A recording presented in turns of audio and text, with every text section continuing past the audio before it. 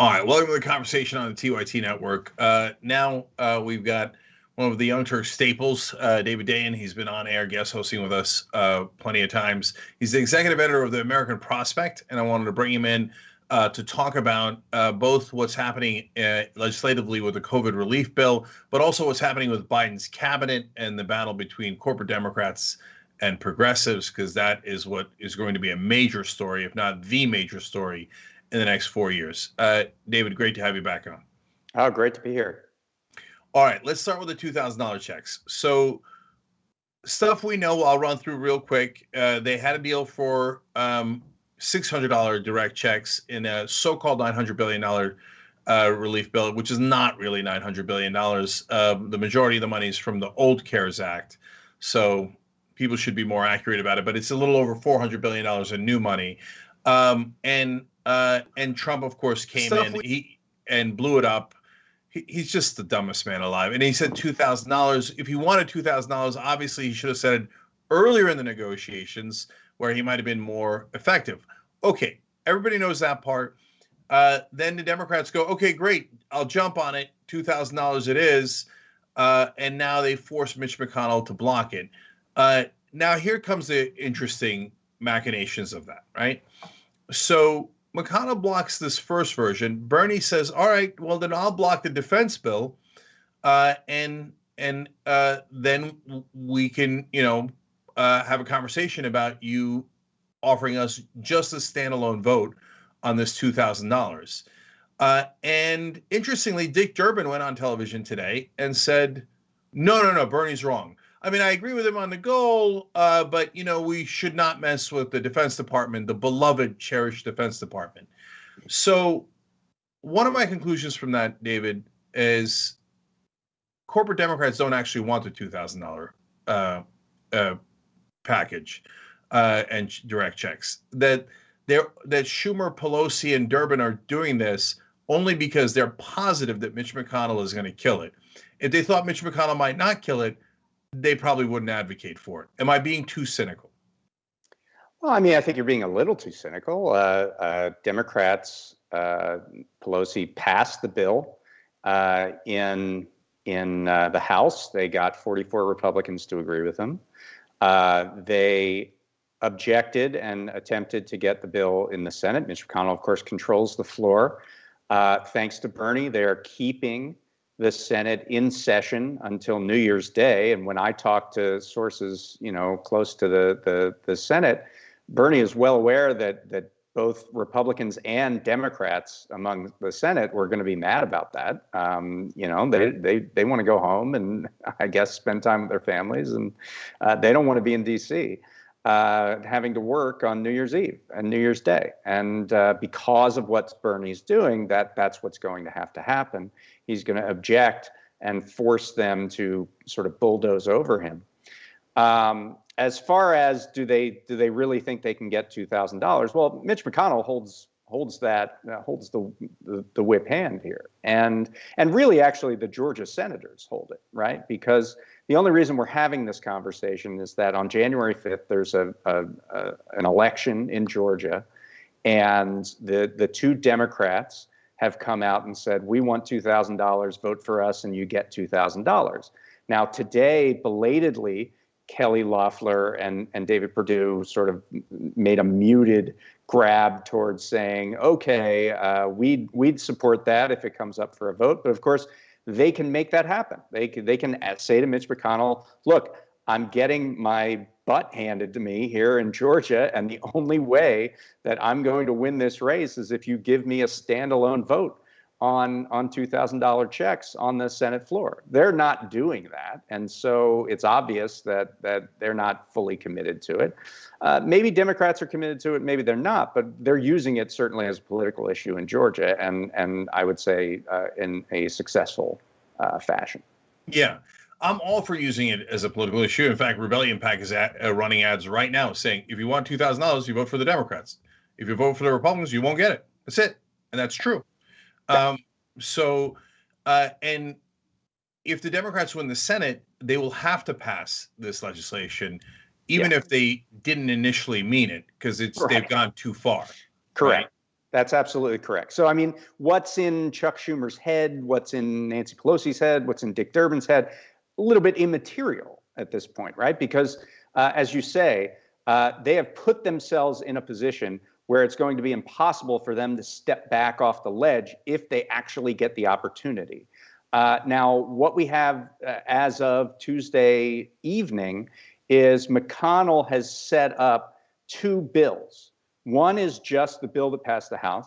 The other is a bill that puts together three of Trump's favorite things, right? It puts the $2,000 checks along with the repeal of this thing called Section 230 of the Communications Decency Act, which would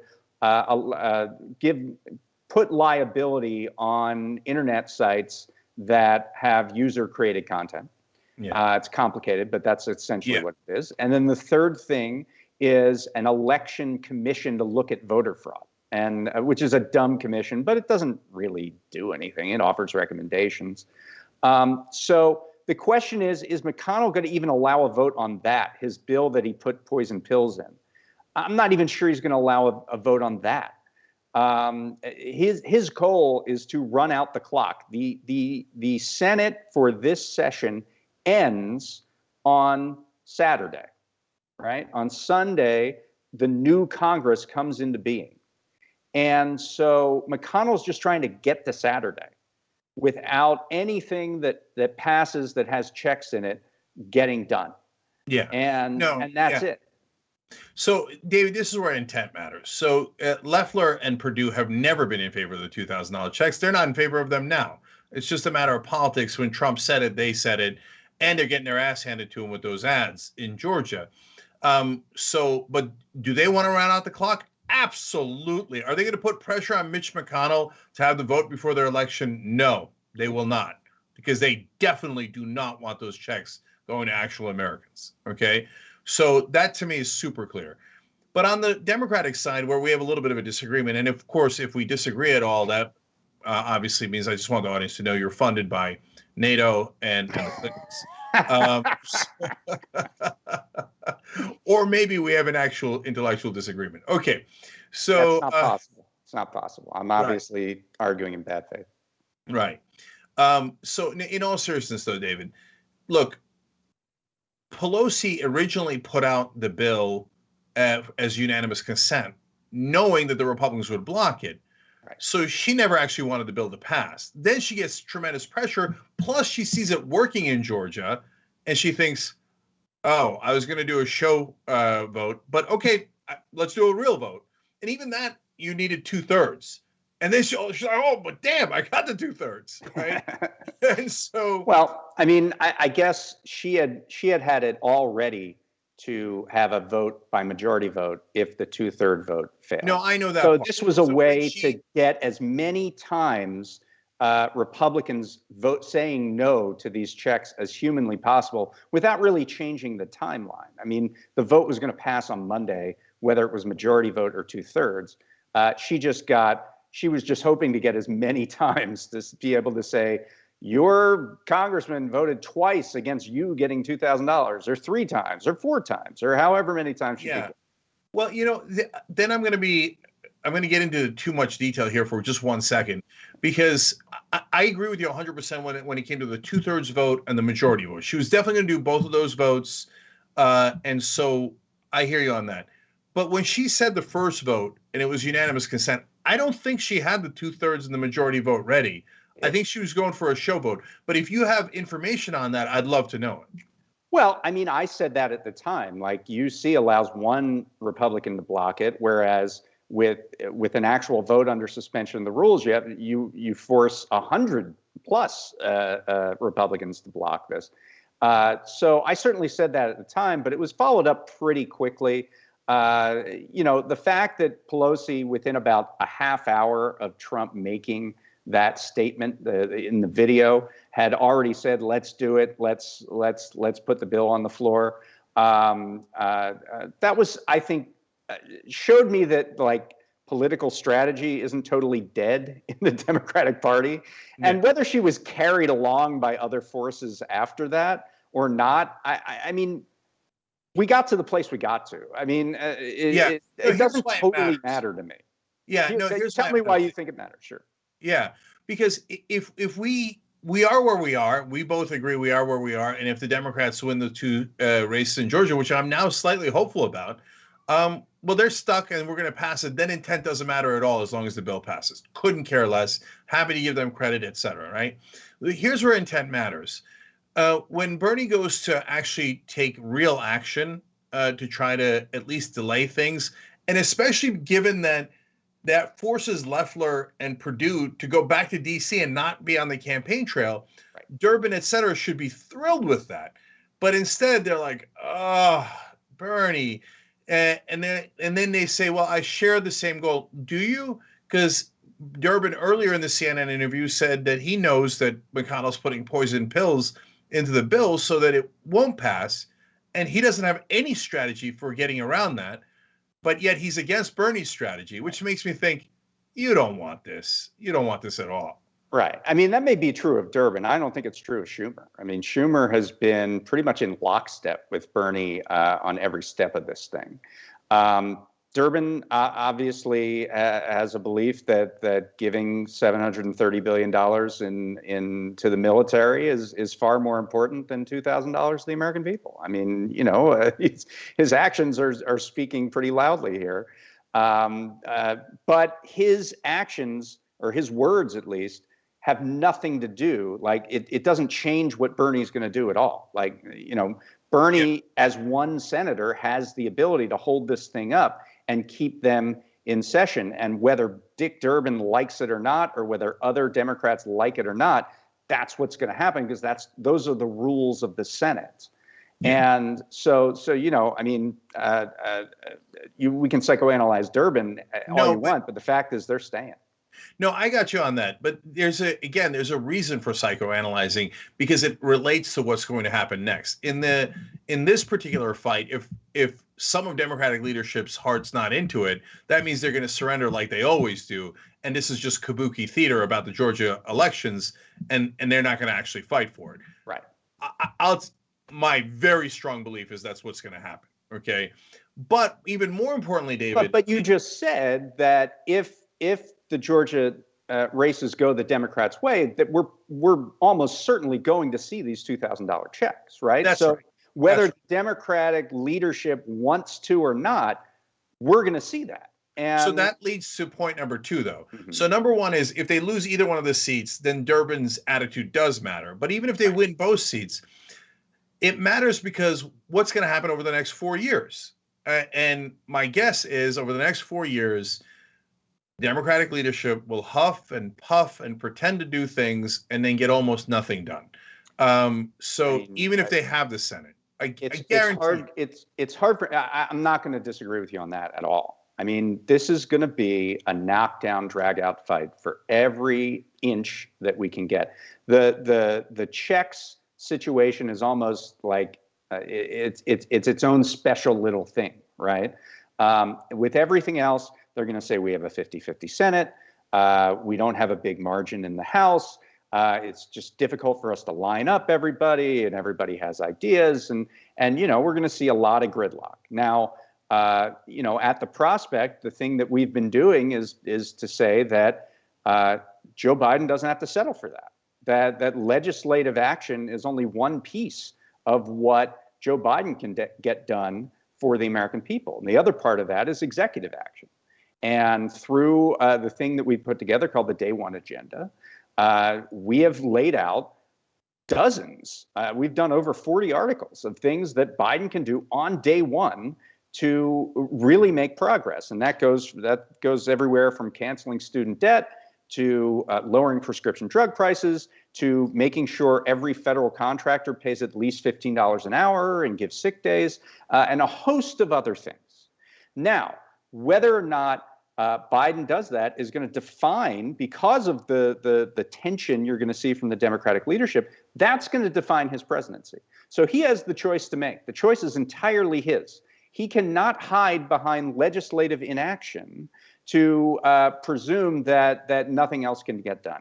Either he takes the action on his own based on laws that have already been passed, or he decides he's not going to do that. And he's made noises that he's not going to do that he's going to tread cautiously, and he's going to work with Republicans to get things done. We both know that's not going to happen. And we both know that he'll be leaving positive things for the public on the table if he doesn't take that action. So I'll quickly go through the things we know to get to the things we don't know. So number one, will Biden continue to ask Republicans for permission? Yes. The best way to put pressure on Republicans so we can actually pass bills is to create public pressure and to use the bully pulpit to beat up the Republicans so badly that they're afraid of losing their seats. The chance of Joe Biden doing that is 0%. He just said it yesterday. He said, I'll never embarrass the Republicans publicly. So he's good. He has unilaterally disarmed on the most effective political tool he has as president. And so those things are clear. But now let's get to the things that are around the edges. So, David, there's a couple of layups if they want them legislatively. This all assumes, I know how you can do it. You would do it with public pressure if the Republicans hold the Senate. But Biden is way, way too weak to be able to do it. If the Republicans have 51 senators, he's getting nothing done. Okay. But let's assume that the Democrats have the Senate. In that scenario, let me go through these as quickly as I can. The easiest layup is paid family leave act. Mm-hmm. That's getting done, right? I mean, I don't think even corporate Democrats cannot get that done. Well, it's a tough one because, you need 60 votes right now. There's no talk, even if Democrats win the Senate, there's no talk of killing the filibuster. And that means that the only kind of bills you can really move forward on without Republican support are spending bills, things like checks. But can you do paid family medical leave? Maybe. I mean, maybe you could put something together. To do it with Republican support, it would have to look something like what Marco Rubio did, which was terrible. It was like rob Social Security and you get an advance on it to do paid leave to go take care of your children, which is terrible. You could maybe do it by budget reconciliation, which is this weird process where you get one bill a year where you can do it by majority vote. But the question is, are they willing to use up their one vote on that? So the second layup would be $15 minimum wage, enormously popular throughout the country, including very, very popular in red states. So I think that one you can beat up the Republicans to get that, whether they hold the Senate or not. Since 1996 or 1998, I'm not sure exactly which, there have been 23 ballot measures all over the country, red states and blue states, on raising the minimum wage. It is 23-0. There is, of course, progressives have been saying this is the easiest thing in the world. That's why, guys, it is indisputable that the corporate Democrats are not on our side. The great majority of the Democratic Party was against $15 minimum wage for decades while Bernie and progressives fought for it. They've finally come around because it's so politically advantageous. They're at least being savvy enough to pretend they're in favor of it. So, David, that's where the rubber's going to hit the road. I think the paid family leave act will be enormously popular, and the $15 minimum wage will be enormously popular. So are we agreed that if they can't get those done in a relatively clean version, that's it? It's over. They're not going to get anything done, and Mitch McConnell's the president. Well, here's what we're going to see. I mean, Democrats in the House this year passed a $15 an hour minimum wage. They passed the PRO Act, which was a very pro-labor bill. They passed, I believe they did pass something on family and medical leave. This is what you do when you don't have the power to get something into law, right? You pass all these message bills and you say, look, I'm for this and vote for me, and then this will become law. And now the rubber is going to hit the road, just like it did in 2009 when, there were a lot of message bills passed right in the years before that. And then we saw what happened when Obama was president and Democrats had 60 votes for a little while in the Senate and they had a large majority in the House. What did they do? They passed healthcare by the skin of their teeth, and a financial reform bill, not much else. So, we're going to find out. We're going to find out if they were truly passing a minimum wage bill this year because they're committed to it or because they thought it played well. So we're going to find out. I think I know the answer, but we're both agreed. There's no more hiding, especially if they get the Senate. No more hiding. And I'll tell you, I don't care if they had 80 senators. They definitely would not pass HR 1. HR 1 is pure, like, it's anti-corruption. It's obvious theater. There's no way they believe in it. They only passed it because they knew that McConnell would kill it in the Senate. Right. I mean, it's one of those message bills, and HR 1 had so many millions of different things into it. It wasn't even something people could grasp and say, "Yay, HR 1, we love that." Well, what's in it? Well, there's this and that and this and that. Like, nobody could explain HR 1, and I think that was almost by design. Yeah. Now, we only have a minute left. I wish we had more time for the Biden cabinet, but as quickly as you can, David, what's your sense of what the picks so far indicate about how he's going to lead? Well, this is more of this battle between progressives and the center of the party. And I mean, it's not going to be Bernie Sanders' cabinet. It's not going to be Elizabeth Warren's cabinet. It's Joe Biden's cabinet. Joe Biden is who Joe Biden is. However, on certain things like the environmental picks have been pretty decent. I think that shows some influence at the top levels of the party to really do something about climate. There are a couple other picks that were sort of better than the alternative. Democrats were able to, or progressives were able to stop some of the worst people from getting in there. But, other things it's going to be a fight. It's going to be a fight every step of the way here for the next 4 years. Yeah. And well, I hope that the progressive side actually shows up for that fight. The good news is so far, at least on the Senate side, we got Bernie. He's already showed up and reported for duty as always.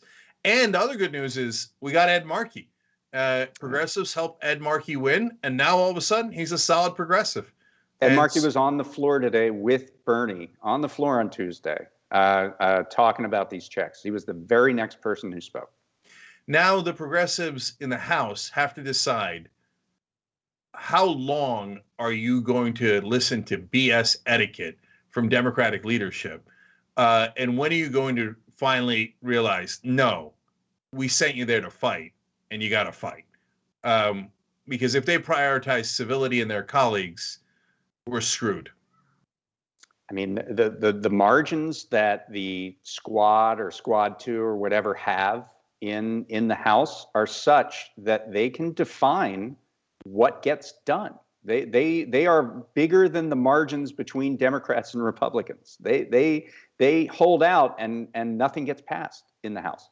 They do have a significant amount of power, and House members, House Democrats, House progressives have not realized their power in recent years, but they really do have it in 2021, and it's the time to use it. Yeah. Let's be smart. Let's be strategic. Let's pick the right battles. But once you pick the right battle, for God's sake, let's engage. If we don't fight, we have no chance of winning. Always remember Frederick Douglass. Power never concedes without a demand. It's time for demands. All right.